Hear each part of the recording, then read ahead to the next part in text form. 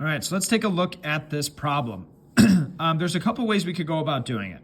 One thing I like to do is sometimes determine an outgroup. That's the one that has the most differences amongst all the other organisms. And so here I see a lot of things in the single digits and teens, but the snake has a bunch of just differences. So if I draw my cladogram up here, I'm going to put my snake right here in my what I call the outgroup. It's the one that has the most differences.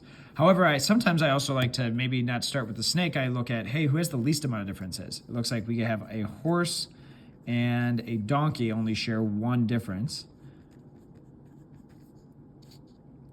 All right, so I'm going to draw a really short branch here.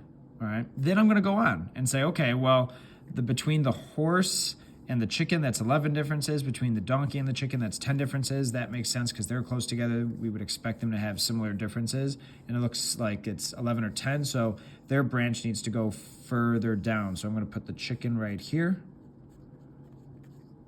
All right.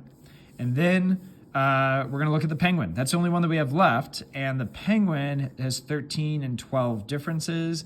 And so somewhat similar to the chicken right here. So I'm going to put the penguin here.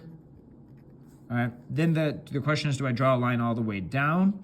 Well, let's look at how the chicken and the penguin are related to one another. All right. It looks like the chicken and the penguin, wow, they only have 3 differences. All right. So what that suggests is that they share a common ancestor much more recent. So what I could do is I could come over here and draw a branch like this. All right. So penguin and chicken, right?